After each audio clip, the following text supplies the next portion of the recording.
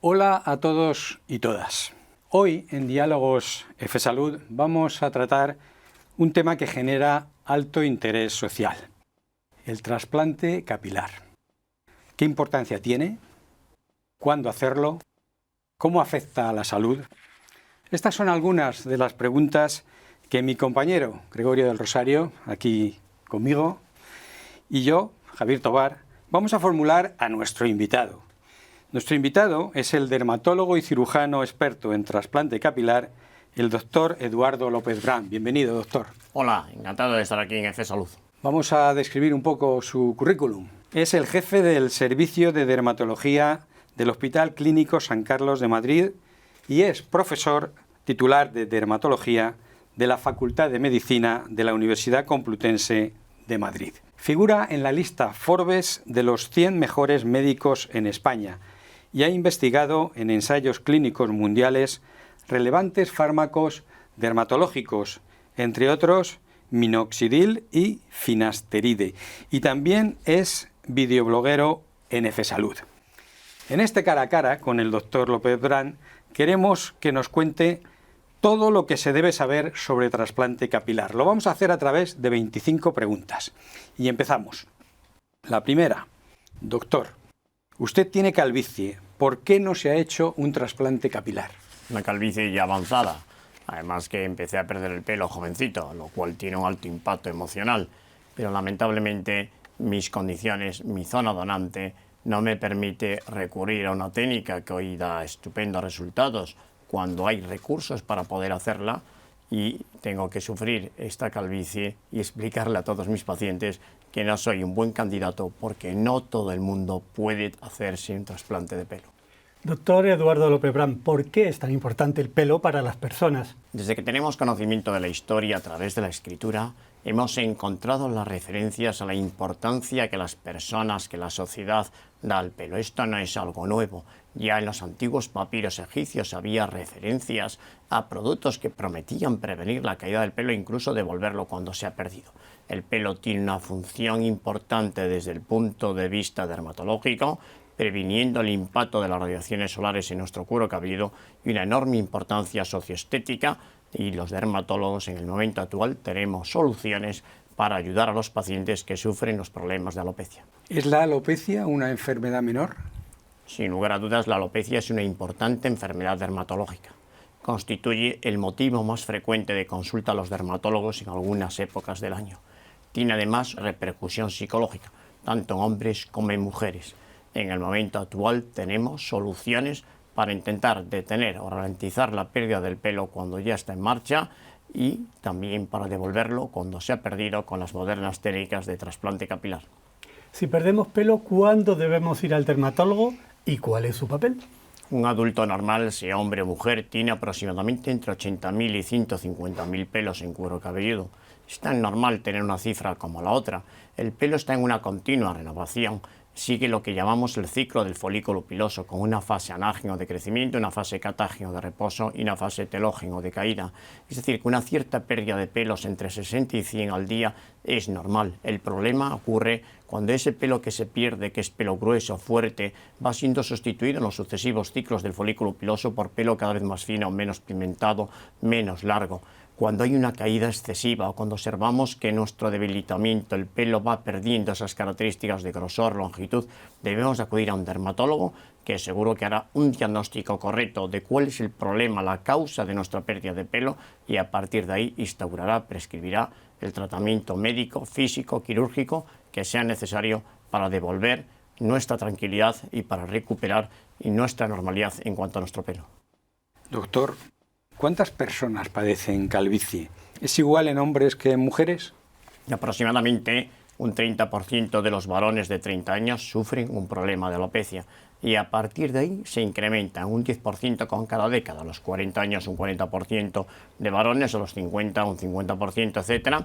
Y aproximadamente un 25% de mujeres e incidencia que se está incrementando debido a la aparición de factores desencadenantes que son capaces de poner en marcha alopecias que antes estaban latentes, como la incorporación de la mujer a puestos de responsabilidad y la asunción de muchas circunstancias que conllevan una ansiedad, una alteración anímica acompañante y que desencadena esa alopecia, esa pérdida de pelo que estaba latente. Está en aumento la pérdida de pelo también en las mujeres y estamos viendo cómo el porcentaje de pacientes mujeres que la sufren va creciendo. Doctor Eduardo López Brán, vamos a entrar de lleno en el trasplante capilar. ¿Quién puede y quién no puede? No todo el mundo, como decíamos al principio, puede trasplantarse y yo soy un fiel y claro ejemplo de ello. Para poder trasplantarse hace falta primero tener un estado de salud correcto. En segundo lugar, hace falta tener una zona donante de donde podamos extraer los folículos para poder repoblar o recuperar una cierta cantidad de pelo en el área receptora o área calva. El área donante de un paciente, en un hombre, es toda la herradura que va de una oreja a la otra. Esa herradura tiene una longitud, tiene una anchura, tiene una densidad o cantidad de pelo por centímetro cuadrado. Dependiendo de la suma que obtenemos de multiplicar la longitud por la anchura y por la densidad, vamos a tener un número total de folículos que tiene el paciente en el área donante. De esos nosotros podremos extraer un 25, un 30, un 35% para después distribuir en la zona receptora, zona calva. Por lo tanto, zona donante es necesaria. Hemos dicho cuál es la zona donante en los hombres. En las mujeres la zona donante es todavía más pequeña porque se restringe al área de la nuca, que es donde el pelo no se pierde nunca.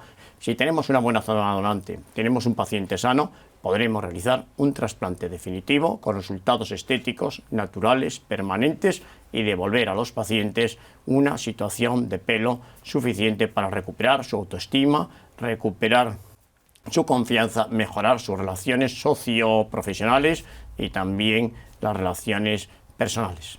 Doctor, ¿cualquier edad es buena para hacer un trasplante capilar? ¿Cuándo conviene hacerlo?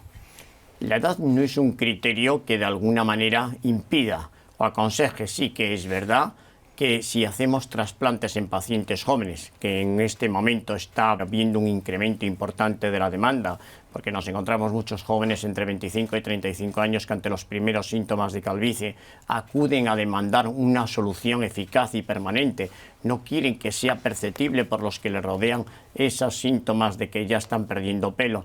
En estos pacientes jóvenes hay que tener especial cuidado en preservar zona donante, porque el trasplante permitirá repoblar el pelo en aquellas áreas en que ya se ha perdido, pero no va a evitar que continúe la pérdida de pelo, para lo cual instauraremos un tratamiento médico, pero que no siempre lo va a conseguir, lo podrá ralentizar, pero no siempre va a conseguir detener la pérdida de pelo no trasplantado, y por lo tanto en estos pacientes jóvenes tendremos que ser especialmente cuidadosos a la hora de preservar zona donante suficiente, ya que ante la segura evolución de su calvicie en el futuro necesitarán un nuevo trasplante y sería dramático que no conservasen zona donante para poder atender esa nueva demanda con el paso de los años. Pero la edad, en cualquier caso, si el estado de salud es correcto, si es bueno y hay una zona donante suficiente, podremos realizar un trasplante incluso en edades avanzadas. Por tanto, doctor, ¿cómo se diseña y planifica un trasplante capilar? El diseño de un trasplante es muy importante. Establecer una línea de implantación anterior, una línea frontal, que no es igual en hombres y mujeres, en la que hay que tener en cuenta la fisonomía del paciente, en la que hay que tener en cuenta la edad, el planificar una adecuada distribución de las unidades que podremos extraer del área donante, que como hemos dicho antes no es algo ilimitado. Cada persona tiene, las que la tienen, un área donante que es la que nos va a condicionar el número de unidades que vamos a poder extraer. Tendremos que calcular el ratio entre zona dadora y zona receptora. Dependiendo del número de unidades y de la superficie que queramos repoblar, podremos lograr mayor o menor densidad. Tendremos que establecer una consulta con el paciente en el que hablemos de las expectativas, de lo que espera, de lo que podemos lograr, de cómo vamos a distribuir esas unidades. Una correcta planificación conllevará que después podamos ejecutar adecuadamente esta intervención quirúrgica y lograr el resultado deseado por todos. Doctor, ¿cuál es la mejor técnica para realizar un trasplante capilar? En el momento actual, la técnica de elección es la técnica FUE, de sus siglas en inglés, la extracción de las unidades foliculares una a una. Lo que tenemos nosotros son unidades foliculares. Cada unidad folicular tiene 1, 2, 3, 4 e incluso 5 pelos.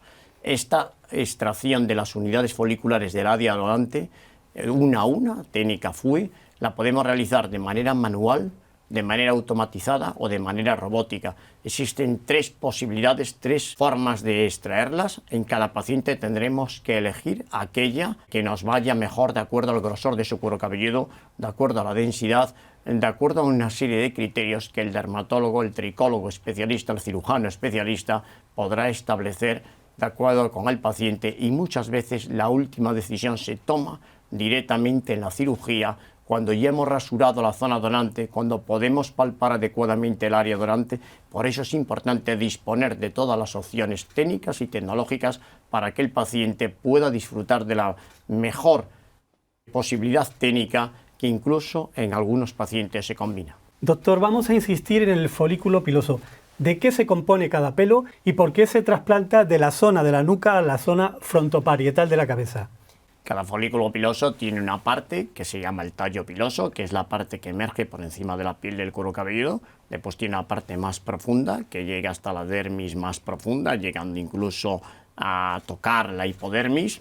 Ahí tenemos el músculo erector del pelo, tenemos la glándula sebácea, que está íntimamente unida al folículo piloso, formando la unidad pilosebácea. Pero lo importante para justificar por qué trasplantamos pelo de toda el área donante, que es el área fundamentalmente de la nuca y en el hombre también de los laterales, de esa área al área frontoparietal o al área incluso de la coronilla, cualquier zona calva que puede existir en la parte superior del cuero cabelludo, pues el fundamento que ya se demostró hace muchos años es que los folículos pilosos que están predispuestos genéticamente para perderse tienen un receptor para una enzima. Esa enzima se llama 5-alfa reductasa.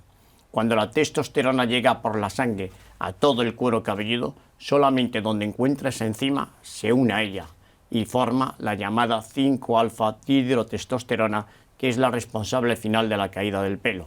Los folículos del área donante, los folículos de la nuca y de los laterales no tienen esa enzima, y al no tener esa enzima la testosterona llega, pero no encuentra con quién unirse, no forma 5-alfa dihidrotestosterona y por lo tanto no se va a producir la sustancia responsable de la caída del pelo.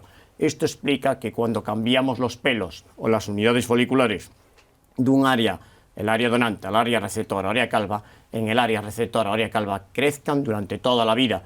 El trasplante de pelo permite resultados permanentes, definitivos, estéticos y naturales. Actualmente, con los avances que se han producido, logramos intervenciones no agresivas y muy satisfactorias para los médicos y los pacientes. Doctor, ¿por qué el pelo trasplantado que proviene de la nuca no se cae? Insistimos un poco en la explicación de que no se pierde porque no está predispuesto genéticamente para perderse. Al no estar predispuesto genéticamente para perderse y no tener el receptor enzimático necesario para la conversión de la testosterona en hormona final que produce la caída del pelo, no va a perderse. Esto fue demostrado por Orentraich, un autor que fue el primero que puso en marcha el tema de los autotrasplantes de pelo, un concepto que él denominaba dominancia genética, que es que el pelo predispuesto genéticamente para perderse está ya codificado en nuestro genoma, mientras que el pelo de la nuca y de los laterales no está codificado. Incluso en los casos más avanzados de calvicie, veremos esos pacientes con esa alopecia hipocrática tan avanzada, tipo 7, que llamamos los dermatólogos de Hamilton-Norbo, nos encontramos que conservan una franja de pelo que va desde la parte superior, por delante de la oreja, hasta la zona de la nuca inferior. Es como una diadema que se dibuja y que la conservan, la imagen de nuestros abuelos que como el mío sufrieron una alopecia androgénica o calvicie común muy severa y muy, sin embargo, les recuerdo con su cabeza totalmente despejada, pero conservando esa banda, que es la que podríamos utilizar en este caso, pues no, porque no tendríamos zona donante suficiente para una alopecia tan grande, tan extensa, pero en eso se basa el principio de los trasplantes, en la ausencia de predisposición genética. Una curiosidad, doctor, ¿se puede trasplantar pelo de otras zonas del cuerpo, por ejemplo el pecho, la espalda o las axilas, a la cabeza? Cuando no disponemos de una zona donante suficiente en el cuero cabelludo, que es la zona donante de elección, dado que el pelo de la zona del cuero cabelludo tiene unas características idénticas o muy similares a las del área calva, podemos pensar en recurrir a otras áreas del cuerpo. En los varones, un área del cuerpo que podemos utilizar a veces es la barba, sobre todo en la zona submentoniana, donde digamos que queda más disimulada la obtención de esas unidades foliculares y efectivamente se puede utilizar el pecho, la espalda, los brazos, cualquier sitio que haya pelo. Pero indudablemente las características físicas de ese pelo no van a ser idénticas a las características del pelo del cuero cabelludo, ni en grosor, ni en pigmentación, ni en crecimiento, etcétera, etcétera.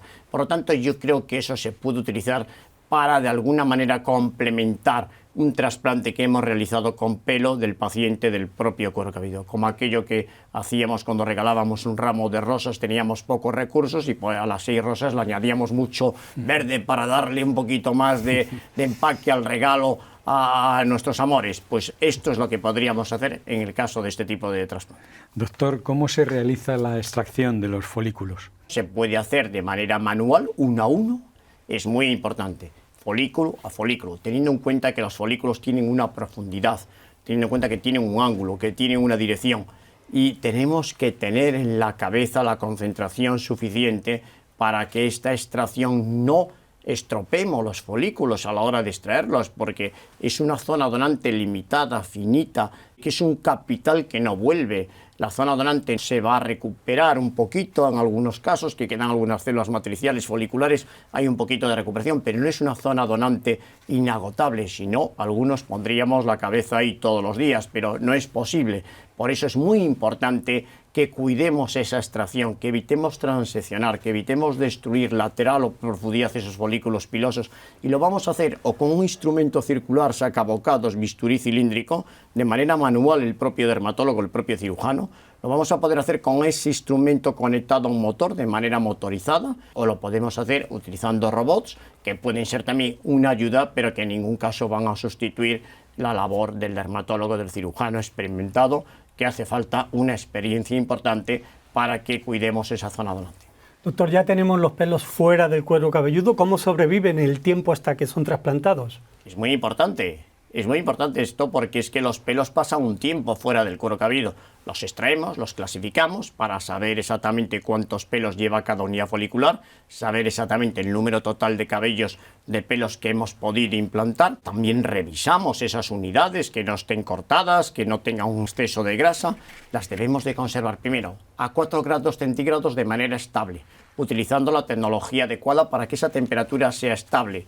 En segundo lugar, en el medio adecuado. Utilizamos hipotermosol, que es el mismo medio que se emplea cuando se trasplanta un órgano sólido en el tiempo que pasa desde que se extrae del donante al receptor. Empleamos también sustancias, vamos a decir, que en la clínica que yo dirijo, Clínica IMEMA, pues hemos investigado conservantes propios que nos han valido el sello de calidad de PYME Innovadora en todos estos años que llevamos de experiencia, porque hemos conseguido que el folículo sobreviva el mayor tiempo posible, esas 2, 3, 4 horas que pueden pasar entre que los traemos y lo implantamos. Lógicamente, además, las condiciones de humedad, porque las unidades foliculares son muy sensibles a la desecación y puede haber una muerte folicular si no conservamos la temperatura, la humedad y los medios necesarios para conservar el metabolismo celular.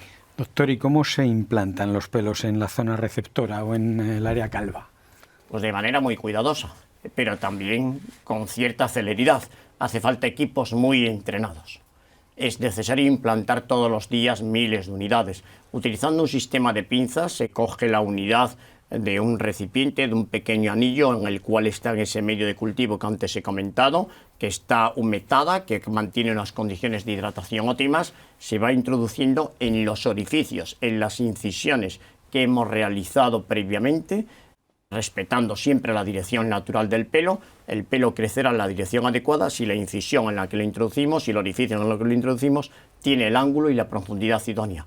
Y eso se va implantando con unas pincitas de relojero, vamos a decir, de aquellos relojes que antiguamente se cuidaban y se reparaban por aquellos relojeros que había, pues unas pincitas muy específicas para evitar traumatizar la unidad folicular, introducirla adecuadamente en el orificio o la incisión que hemos realizado, y todo ello con cierta celeridad, porque hay que trasplantar en muchas ocasiones cientos, miles de unidades. Doctor Eduardo López Brán, ya tenemos el pelo en el cuero cabelludo en la zona frontoparietal. ¿Cómo protegemos esos bulbos a partir de ese momento? La unidad, una vez que la implantas, tarda unas horas en establecer el entramado, la unión con la zona receptora. El entramado vascular tarda unas horas y en esas horas la unidad tiene que sobrevivir. Necesita energía, necesita aporte de nutrientes. Nosotros les hemos aportado nutrientes que le dan esa energía y esos nutrientes pues son desde plasma que van a permitir que hasta que reciba el aporte desde su entramado vascular interno, hasta que cree esa unión, hasta que se una al lecho receptor, pueda sobrevivir, porque si no, estaríamos fracasando en nuestro intento. Doctor, ¿qué importancia tiene la recuperación del posoperatorio para la zona dadora y la receptora? Indudablemente, el posoperatorio es clave. Un posoperatorio adecuado supone un 25% más de crecimiento de pelo, supone una más rápida cicatrización del área donante y del área receptora, supone el evitar infecciones en el curso posoperatorio y esto hay que hacer un seguimiento personalizado, continuo del paciente, instaurando el tratamiento idóneo, porque tendremos también que darle un tratamiento para que esas unidades pues crezcan lo mejor posible, lo antes posible, lo más fuerte posible y en el mayor porcentaje posible. Este tratamiento jugará dos papeles. Por un lado, mejorar los resultados del trasplante y por otro lado, prevenir la pérdida del pelo no trasplantado. Por lo tanto, doctor, la actitud del paciente es absolutamente necesaria. Indudablemente. Necesitamos pacientes que sean rigurosos, que sigan las instrucciones, que nos contacten o nos visiten ante cualquier eventualidad, además de una información exhaustiva post-trasplante, de un seguimiento personalizado y continuo. Necesitamos que el paciente realice las instrucciones adecuadamente, una higiene capilar correcta, un tratamiento adecuado, un descanso en la postura idónea, la utilización de hielo o de cualquier antiinflamatorio que sea preciso y sobre todo la utilización de los fármacos necesarios para garantizar ese crecimiento rápido y en todas las unidades trasplantadas, parte también de una colaboración y de un paciente disciplinado. ¿Y qué resultados y qué éxito tienen los trasplantes capilares? En un porcentaje muy elevado de pacientes logramos pacientes satisfechos. Evidentemente estamos hablando de un tratamiento quirúrgico. Como toda cirugía tiene un cierto grado de impredecibilidad, pero la valoración previa del paciente, una ejecución adecuada y un seguimiento correcto hace que el 95% de los pacientes logren un resultado satisfactorio, definitivo, natural y permanente, de acuerdo a unas expectativas razonables en función de la zona donante y del estado general de cada paciente. Doctor, el trasplante capilar no es barato. Lógicamente, las cosas tienen que tener un precio justo. Creo que es cierto que a lo mejor hace tiempo teníamos unos precios más elevados. Los precios han bajado sensiblemente, se han adaptado a una realidad nacional e internacional. Los españoles disfrutamos de médicos con muchos años de experiencia, de cirujanos, que quieren que sus paisanos, permítame esta expresión de mi tierra, se operen aquí y no necesiten salir de este país para operarse. Y para ello hemos hecho todos un esfuerzo, unos costes razonables para dar la mejor atención y la calidad y la seguridad en un entorno clínico seguro, en un entorno de vigilancia anestésica, en un entorno de ejecución del trasplante y en un entorno de seguimiento. Pero indudablemente en España los precios se han adaptado al mercado con unos costes que hay que repercutir y teniendo en cuenta que estamos hablando de tratamientos que consiguen un resultado para toda la vida y que además una incorrecta ejecución del mismo puede conllevar perder zona donante y que después no tengas la opción de recuperar ya el pelo. Doctor, ¿qué tratamientos alternativos existen a día de hoy para evitar un trasplante capilar? Hay muchas opciones para intentar detener o ralentizar la pérdida de pelo. Una vez que el pelo se ha perdido, los tratamientos médicos es difícil que consigan recuperar o repoblar el pelo perdido. El tratamiento médico tiene como objetivo detener, ralentizar el proceso y en muchos casos mejorar el resultado de un trasplante. Por lo tanto, juega un papel muy relevante. Tenemos opciones desde una higiene capilar correcta, fármacos como el minoxidil, aplicación local o por vía oral, dutasteride por vía oral o en infiltraciones en forma de mesoterapia, finasteride, plasma, láser, muchos fármacos que además de aquellos que ya están aprobados por las agencias reguladoras. He tenido la suerte de coordinar los ensayos clínicos en España dentro de los ensayos mundiales y es una satisfacción haber podido participar en estos ensayos que permitieron llevar al mercado las primeras opciones seguras, eficaces para pacientes con pérdida de pelo. Doctor, pero también es importante su aspecto psicológico. ¿Qué emociones observa en sus pacientes antes y después del trasplante? Sobre todo en pacientes jóvenes, la pérdida de pelo que acontece precozmente, que acontece por una enfermedad, por una patología que es la alopecia. Con el paso del tiempo, con el cronoenvejecimiento, con el envejecimiento programado genéticamente, todos perdemos pelo.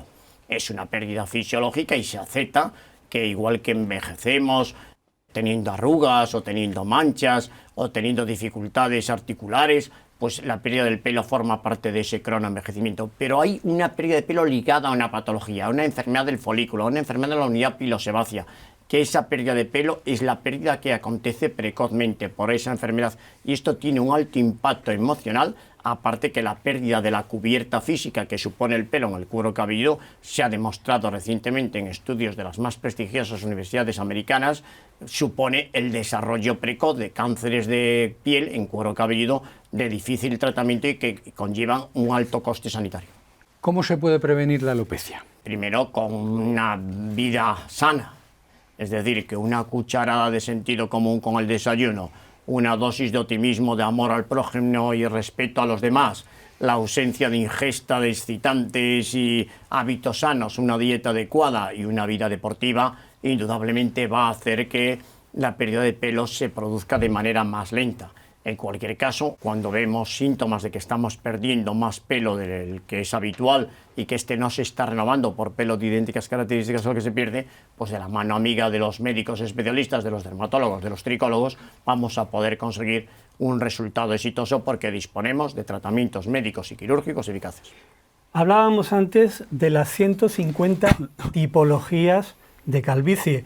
¿Hasta qué punto es fundamental tener pelo en la cabeza, en la parte superior, para evitar el cáncer de piel y otras enfermedades? Indudablemente la causa más frecuente de pérdida de pelo es la llamada alopecia androgenética o calvicie común, que es debido a una predisposición genética y a un factor hormonal y que afecta a hombres y mujeres, si bien sigue un patrón evolutivo diferente en unos y en otros.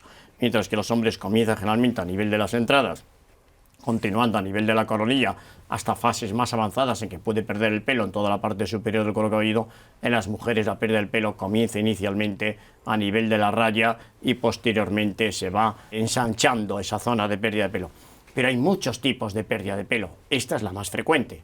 Hay hasta 150 tipos de alopecia. Por lo tanto, será muy importante hacer un diagnóstico correcto, porque en un mismo paciente pueden coexistir varios tipos de alopecia y la alopecia puede ser la manifestación de una enfermedad sistémica, endocrino-metabólica, de una alteración emocional, que algún fármaco que puedas estar tomando por algún otro problema puede estar provocando pérdida de pelo. Un diagnóstico correcto permitirá establecer un tratamiento correcto y evitar el desarrollo de patologías de alto impacto, como son el cáncer de cuero cabelludo, en sus formas clásicas de vasocelular, espinocelular o incluso melanoma, de muy serio pronóstico y de difícil tratamiento, porque el abordaje quirúrgico de los tumores en el cuero cabelludo es complejo, dado que es una piel que tiene poca elasticidad y es difícil la reconstrucción una vez que hayamos extirpado el cáncer que ha provocado esa pérdida temprana y la exposición directa de nuestra calota, de nuestro cuero cabelludo al sol. Estamos a punto de acabar este cara a cara con el doctor López Bran, aunque parece que podría estar usted respondiendo no 25 preguntas, sino 100, por decir algo. Pero vamos con la última. ¿En qué momento están las investigaciones para regenerar nuestro pelo con células autólogas? Indudablemente el sueño de muchos equipos investigadores al que nosotros en el Hospital Clínico nos hemos sumado con mucha energía y disponemos de autorización para realizar investigaciones con terapia celular, con la utilización de células madre. Las células madre son capaces de diferenciarse en aquel órgano en el cual lo inyectas, es decir, a nivel articular harán condrocitos, osteocitos, y a nivel del pelo podrían diferenciarse generando y revirtiendo los mecanismos que han conllevado a esa pérdida. Es un sueño, me quedan afortunadamente, espero, unos años de trabajo asistencial, docente, investigador, y confío en que de esa vía, algunos que no tenemos zona donante, podamos recurrir y recuperar, fíjese a mi edad, si recupero el pelo, ¿cómo voy a estar? El próximo debate estaré en condiciones de responder a estas magníficas preguntas que me realizan, pero hasta 250 si tengo pelo. Muchas gracias, doctor López-Brán. Muchas gracias, Gregorio. Han sido 25 preguntas y 25 respuestas con las que ha tratado el doctor López-Brán de contarlo todo sobre el trasplante capilar. Nunca se puede contar todo, pero yo creo que ha contado bastante. Si no todo, bastante. Ha sido un amplio recorrido de información, de divulgación, de conocimiento sobre esta técnica para solucionar la caída de pelo que preocupa a la gente, que preocupa a quienes la padecen y que tratan de encontrar soluciones. Así que, doctor Gregorio, muchas gracias de nuevo y muchas gracias por habernos seguido, por poder tener y acceder a esta información del doctor López-Brán. Nos veremos pronto en unos nuevos diálogos F Salud.